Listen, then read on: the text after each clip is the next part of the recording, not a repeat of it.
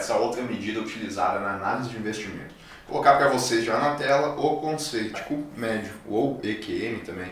Então, ele é uma medida semelhante ao tracking erro, pois ambos são usados para avaliar o desempenho de um dado ativo em relação ao seu benchmark. Bom, a gente já viu o que é o tracking erro, né? Basicamente, ele vai nos dizer o quanto que determina para entender, mas só relembrando de forma rápida, benchmark é o índice de referência que a gente utiliza para comparar as rentabilidades de um determinado investimento. Então, o tracking error mede se o ativo, o investimento, ele está tendo a rentabilidade parecida com o benchmark. O erro quadrático médio, também mede isso. A diferença é na metodologia do cálculo. E aqui está essa das diferenças elevadas ao quadrado entre os retornos de um ativo e os retornos de seu benchmark. De novo, quando a gente estudou ali o tracking erro, quando eu coloquei o conceito escrito, ficou meio difícil entender como é que a gente fazia essa conta. Lembrando também que não precisa saber como fazer o cálculo. Já viu aqui que tem ao quadrado, já fica um pouco difícil. Não precisa saber. Tem que saber os ativos dos investimentos, o Ibovespa, que é o nosso benchmark, e aí a gente começa então a calcular o EQM. Percebam que a gente tem as rentabilidades mês a mês, que nem eu coloquei lá no tracking erro, inclusive são os mesmos resultados que a gente tinha. Eu coloquei aqui numa outra tela o tracking erro, né? São os mesmos resultados. E qual que é a ideia então? A gente vai pegar a rentabilidade do fundo A e subtrair ela do benchmark.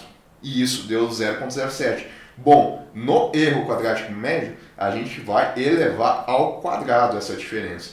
Então, a gente vai chegar nesse valor aqui, que consiste basicamente nesse 0,07 elevado ao quadrado. Percebam que, na verdade, está arredondado, né? São muitas casas decimais. Teria que dar alguma coisa no final, assim, com mais zeros, eu acho, 49, mas aí a gente arredonda.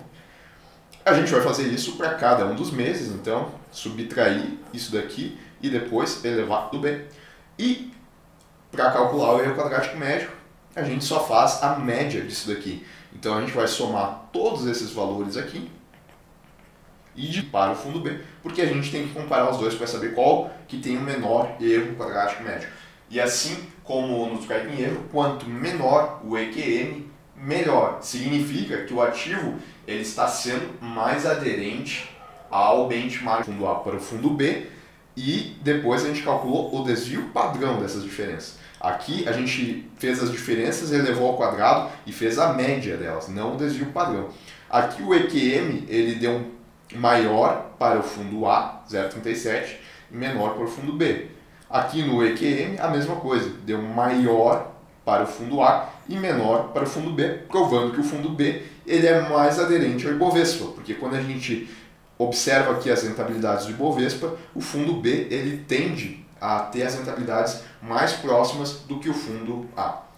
Então, o ponto aqui é vocês entenderem duas coisas. A diferença entre o EQM para o tracking erro é que o EQM ele calcula a média dos retornos, das diferenças dos retornos elevado ao quadrado. E já o tracking erro ele calcula a média das diferenças dos retornos, o desvio padrão da média, o desvio padrão das diferenças dos retornos. É bem facilzinho acabar se trocando um pelo outro, então tem que ficar atento. Um a gente calcula a média, o outro a gente calcula o desvio padrão. Só que no que a gente calcula a média, antes a gente eleva ao quadrado. No desvio padrão não eleva ao quadrado, mas faz o desvio padrão.